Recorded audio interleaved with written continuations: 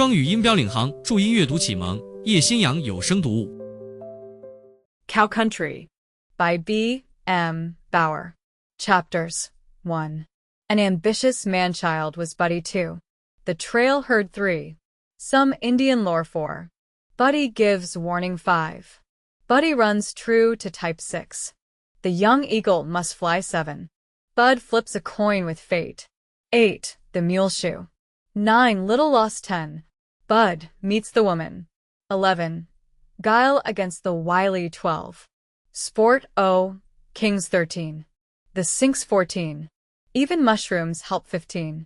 Why Bud missed a dance 16. While the going's good 17. Guardian angels are riding point 18. The Cat Rock gang 19. Bud rides through Cat Rock and loses Marion 20. Pick your footing. 21. Trail's End. Cow Country. Chapter 1. An ambitious man-child was Buddy. In hot mid-afternoon when the acrid, gray dust cloud kicked up by the listless plodding of 8,000 cloven hoofs formed the only blot on the hard blue above the staked plains, an ox stumbled and fell awkwardly under his yoke, and refused to scramble up when his Negro driver shouted and prodded him with the end of a willow gad. "Call you, master." Ezra directed a quiet woman voice gone weary and toneless with the heat and 2 restless children. "Don't beat the poor brute. He can't go any farther and carry the yoke, much less pull the wagon." Ezra dropped the gad and stepped upon the wagon tongue where he might squint into the dust cloud and decide which gray. Plodding horseman alongside the herd was Robert Burney. Far across the sluggish river of grimy backs, a horse threw up its head with a peculiar sidelong motion, and Ezra's eyes lightened with recognition. That was the colt, Rattler, chafing against the slow pace he must keep. Hands cupped around big, chocolate-colored lips and big, yellow-white teeth. Ezra hooted the signal that called the nearest riders to the wagon that held the boss's family. Bob Burney and another man turned and came trotting back, and at the call a scrambling youngster peered over his mother's shoulder in the forward opening of the prairie schooner. "Oh, Dulcie, we gonna get a while cow again?" Dulcie was asleep and did not answer, and the woman in the slat sunbonnet pushed back with her elbow the eager, squirming body of her eldest. "Stay in the wagon, Buddy. Mustn't get down amongst the oxen. One might kick you. Lie down and take a nap with sister. When you waken it will be nice and cool again." "Not SCP," objected Buddy for the 20th time in the past 2 hours. But he crawled back, and his mother, relieved of his restless presence, leaned forward to watch the approach of her husband and the cowboy. This was the second time in the past 2 days that an ox had fallen exhausted, and her eyes showed a trace of anxiety. With the feed so poor and the water so scarce, it seemed as though the heavy wagon, loaded with a few household items too dear to leave behind, a camp outfit and the necessary clothing and bedding for a woman and 2 children, was going to be a real handicap on the drive. "Robert, if we had another wagon, I could drive it and make the load less for these 4 oxen," she suggested when her husband came up. "A lighter wagon, perhaps with 1 team of strong horses, or even with a yoke of oxen. I could drive well enough, and relieve these poor brutes." She pushed back her sunbonnet, and with it a mass of red-brown hair that curled damply on her forehead, and smiled disarmingly. "Buddy would be the happiest baby boy alive if I could let him drive now and then," she added humorously. "Can't make a wagon and an extra yoke of oxen out of this cactus patch." Bob Burney grinned good-humoredly. "Not even to tickle Buddy. I'll see what I can do when we reach Olathe.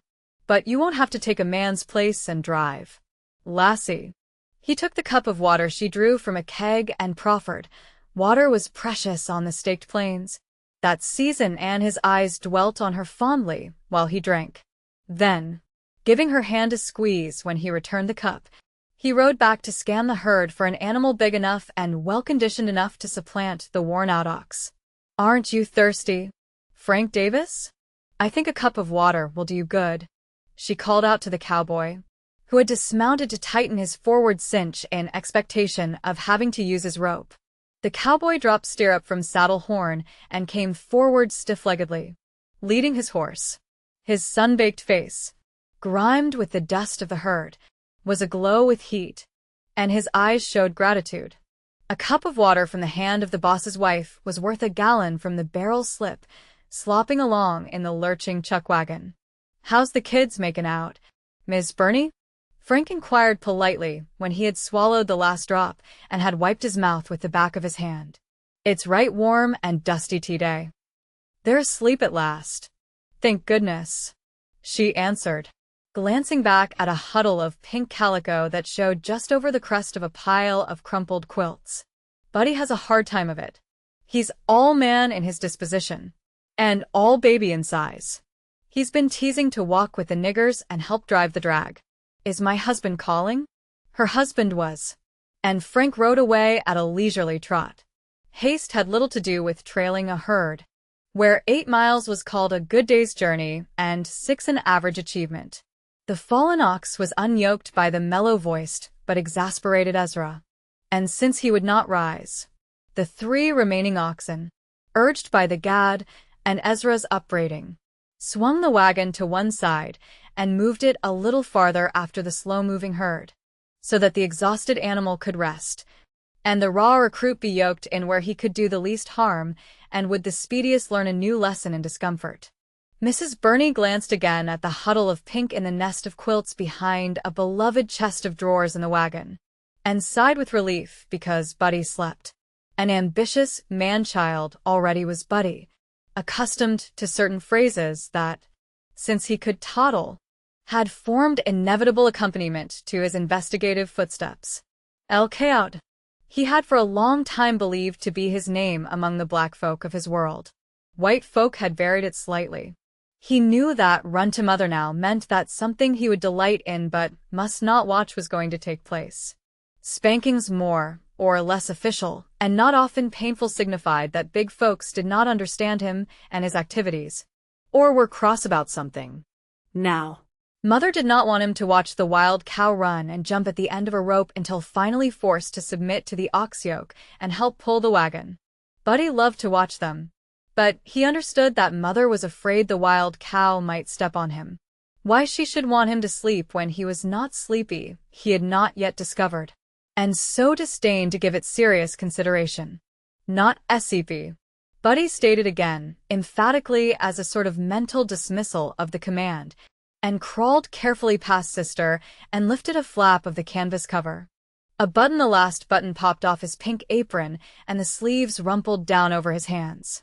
It felt all loose and useless. So Buddy stopped long enough to pull the apron off and throw it beside Sister before he crawled under the canvas flap and walked down the spokes of a rear wheel. He did not mean to get in the way of the wild cow, but he did want action for his restless legs. He thought that if he went away from the wagon and the herd and played while they were catching the wild cow, it would be just the same as if he took a nap. Mother hadn't thought of it, or she might have suggested it. So Buddy went away from the wagon and down into a shallow dry wash where the wild cow would not come, and played. The first thing he saw was a scorpion nasty old bug that will bite hard, and he threw rocks at it until it scuttled under a ledge out of sight. The next thing he saw that interested him at all was a horned toad. A honto, he called it, after Ezra's manner of speaking.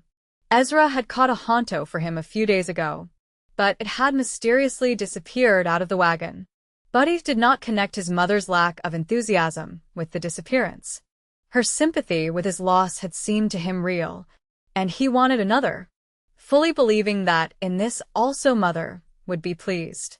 So he took after this particular honto, that crawled into various hiding places only to be spied and routed out with small rocks and a sharp stick. The dry wash remained shallow, and after a while Buddy, still in hot pursuit of the horned toad, emerged upon the level where the herd had passed. The wagon was nowhere in sight, but this did not disturb Buddy. He was not lost. He knew perfectly that the brown cloud on his narrowed horizon was the dust over the herd, and that the wagon was just behind, because the wind that day was blowing from the southwest. and also because the oxen did not walk as fast as the herd. In the distance he saw the drag, moving lazily along after the dust cloud, with barefooted niggers driving the laggard cattle and singing dolefully as they walked. Emphatically, Buddy was not lost. He wanted that particular horned toad, however, and he kept after it until he had it safe in his 2 hands. It happened that when he pounced at last upon the toad, he disturbed with his presence a colony of red ants on moving day. The close ranks of them, coming and going in a straight line, caught and held Buddy's attention to the exclusion of everything else save the horned toad he had been at such pains to acquire. He tucked the toad inside his underwaist and ignored its wriggling against his flesh while he squatted in the hot sunshine and watched the ants. His mind one great question. Where were they going? And what were they carrying? And why were they all in such a hurry? Buddy had to know. To himself, he called trail herd, but Father's cattle did not carry white lumps of stuff on their heads. And furthermore, they all walked together in the same direction, whereas the ant herd traveled both ways. Buddy made sure of this, and then started off, following what he had decided was the real trail of the ants. Most children would have stirred them up with a stick. Buddy let them alone so that he could see what they were doing all by themselves. The ants led him to a tiny hole with a finely pulverized rim just at the edge of a sprawly cactus. This last Buddy carefully avoided, for even at 4 years old, he had long ago learned the sting of cactus thorns. A rattlesnake buzzed warning when he backed away, and the shock to Buddy's nerves roused within him the fighting spirit. Rattlesnakes, he knew also, as the common enemy of men and cattle.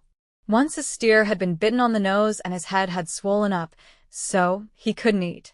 Buddy did not want that to happen to him. He made sure that the horned toad was safe, chose a rock as large as he could lift and heave from him, and threw it at the buzzing, gray coil. He did not wait to see what happened, but picked up another rock, a terrific buzzing sounding stridently from the coil. He threw another and another with all the force of his healthy little muscles. For a 4-year-old, he aimed well. Several of the rocks landed on the coil. The snake wriggled feebly from under the rocks and tried to crawl away and hide, its rattles clicking listlessly. Buddy had another rock in his hands, and in his eyes the blue fire of righteous conquest. He went close enough to have brought a protesting cry from a grown-up, lifted the rock high as he could, and brought it down fair on the battered head of the rattler. The loathsome length of it winced and thrashed ineffectively, and after a few minutes lay slack, the tail wriggling aimlessly. Buddy stood with his feet far apart and his hands on his hips, as he had seen the cowboy do whom he had unconsciously imitated in the killing. Snakes like Injuns, deadness is good uns, he observed sententiously, still playing the part of the cowboy. Then, quite sure that the snake was dead, he took it by the tail, felt again of the horned toad on his chest, and went back to see what the ants were doing. When so responsible a person as a grown-up stops to watch the orderly activities of an army of ants, minutes and hours slip away unnoticed. Buddy was absolutely fascinated, lost to everything else. When some instinct born in the very blood of him warned Buddy that time was passing, he stood up and saw that the sun hung just above the edge of the world, and that the sky was a glorious jumble of red and purple and soft rose. The first thing Buddy did was to stoop and study attentively the dead snake, to see if the tail still wiggled. It did not, though he watched it for a full minute. He looked at the sun. It had not set but glowed big and yellow as far from the earth as his father was tall. Ezra had lied to him. Dead snakes did not wiggle their tails until sundown. Buddy looked for the dust cloud of the herd, and was surprised to find it smaller than he had ever seen it, and farther away. Indeed, he could only guess that the faint smudge on the horizon was the dust he had followed for more days than he could count. He was not afraid, but he was hungry, and he thought his mother would maybe wonder where he was. And he knew that the point riders had already stopped pushing the herd ahead, and that the cattle were feeding now so that they would bed down at dusk. The chuck wagon was camped somewhere close by, and old Step-and-a-Half, the lame cook, was stirring things in his Dutch ovens over the camp fire. Buddy could almost smell the beans and the meat stew. He was so hungry. He turned and took one last, long look at the endless stream of ants still crawling along, picked up the dead snake by the tail, cupped the other hand over the horned toad inside his waist, and started for camp. After a while he heard someone shouting, but beyond faint relief that he was after all near his outfit, Buddy paid no attention. The boys were always shouting to one another, or yelling at their horses, or at the herd, or at the niggers. It did not occur to him that they might be shouting for him, until from another direction he heard Ezra's unmistakable, booming voice. Ezra sang a thunderous baritone when the niggers lifted up their voices in song around their camp fire, and he could be heard for half a mile when he called in real earnest. He was calling now, and Buddy, stopping to listen, fancied that he heard his name. A little farther on, he was sure of it. "Oh ye. Why y'all? Buddy? Oh ye. I'm a-comin'." Buddy shrilled impatiently. "What why all want?" His piping voice did not carry to Ezra, who kept on shouting. The radiant purple and red and gold above him deepened, darkened. The whole wild expanse of half-barren land became suddenly a place of unearthly beauty that dulled to the shadows of dusk. Buddy trudged on, keeping to the deep-worn buffalo trails which the herd had followed and scored afresh with their hoofs. He could not miss his Waynot Buddy, son of Bob Burney, owner of the Tomahawk outfit, but his legs were growing pretty tired, and he was so hungry that he could have sat down on the ground and cried with the gnawing food call of his empty little stomach. He could hear other voices shouting at intervals now, but Ezra's voice was the loudest and the closest, and it seemed to Buddy that Ezra never once stopped calling. Twice Buddy called back that he was a-comin', but Ezra shouted just the same. "Oh ye. WHH, why all? Buddy? Oh ye." Imperceptibly, dusk deepened to darkness. A gust of anger swept Buddy's soul because he was tired, because he was hungry, and he was yet a long way from the camp, but chiefly because Ezra persisted in calling after Buddy had several times answered. He heard someone whom he recognized as Frank Davis, but by this time he was so angry that he would not say a word, though he was tempted to ask Frank to take him up on his horse and let him ride to camp. He heard others, and once the beat of hoofs came quite close. But there was a wide streak of Scotch stubbornness in Buddy along with several other Scotch streaks, and he continued his stumbling progress, dragging the snake by the tail, his other hand holding fast the horned toad. His heart jumped up and almost choked him when first saw the three twinkles on the ground which knew were not stars but campfires. Quite unexpectedly, he trudged into the firelight where Step and a half was stirring delectable things in the iron pots and stopping every minute or so to stare anxiously into the gloom. Buddy stood blinking and sniffing, his eyes fixed upon the Dutch ovens. "I'm hungry," he announced accusingly, gripping the toad that had begun to squirm at the heat and light. "I killed a snake and I'm hungry. Good gory," swore Step and a half, and whipped out his six-shooter and fired 3 shots into the air. Footsteps came scurrying. Buddy's mother swept him into her arms, laughing with a little whimpering sound of tears in the laughter. Buddy wriggled protestingly in her arms. "Écoute. Why all skucsh. I got a honto. White here." He patted his chest gloatingly. "And I got a snake. I killed him. And I'm hungry." Mother of Buddy though she was, Lassie set him down hurriedly and surveyed her man-child from a little distance. "Buddy, drop that snake instantly." Buddy obeyed, but he planted a foot close to his kill and pouted his lips. "'S my snake. I killed him," he said firmly. He pulled the horned toad from his waist front and held it tightly in his 2 hands. "And's my honto. I catched 'em. Way over dear," he added, tilting his tow head toward the darkness behind him. Bob Burney rode up at a gallop, pulled up his horse in the edge of the fire glow, and dismounted hastily. Bob Burney never needed more than one glance to furnish him the details of a scene. He saw the very small boy confronting his mother with a dead snake, a horned toad, and a stubborn set to his lips. He saw that the mother looked rather helpless before the combination, and his brown mustache hid a smile. He walked up and looked his firstborn over. "Buddy," he demanded sternly, "where have you been?" "Out, dear. Killed a snake. Ants was trailing a herd. I got a honto. And I'm hungry. You know better than to leave the wagon." "Young man, didn't you know we had to get out and hunt you? And mother was scared the wolves might eat you? Didn't you hear us calling you? Why didn't you answer?" Buddy looked up from under his baby eyebrows at his father, who seemed very tall and very terrible, but his bare foot touched the dead snake, and he took comfort. "I was comin'," he said. "I wasn't los. I bring my snake and my honto, and DWS and Tenny Wolofs." The last word came muffled, buried in his mother's skirts. Chapter 2. The Trail Herd. Day after day, the trail herd plodded slowly to the north, following the buffalo trails that would lead to water, and the crude map of one who had taken a herd north and had returned with a tale of vast plains and no rivals. Always through the day the dust cloud hung over the backs of the cattle, settled into the clothes of those who followed, grimed the pink aprons of Buddy and his small sister Dulcie so that they were no longer pink. Whenever a stream was reached, Mother searched patiently for clear water and an untrampled bit of bank where she might do the family washing, leaving Ezra to mind the children. But even so, the crust and the wear and tear of travel remained to harass her fastidious soul.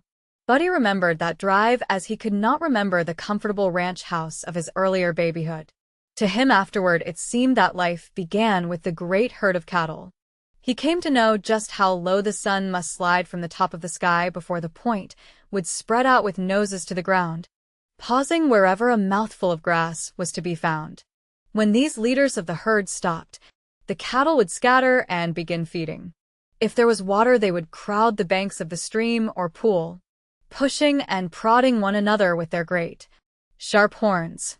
Later, when the sun was gone and dusk crept out of nowhere, the cowboys would ride slowly around the herd, pushing it quietly into a smaller compass. Then, if Buddy were not too sleepy, he would watch the cattle lie down to chew their cuds in deep, sighing content until they slept. It reminded Buddy vaguely of when Mother popped corn in a wire popper, a long time ago before they all lived in a wagon and went with the herd. First 1 and 2, then there would be 3, 4, 5. As many as Buddy could count, then the whole herd would be lying down. Buddy loved the campfires. The cowboys would sit around the one where his father and mother sat, Mother with Dulcie in her arms, and they would smoke and tell stories, until Mother told him it was time little boys were in bed. Buddy always wanted to know what they said after he had climbed into the big wagon where Mother had made a bed, but he never found out.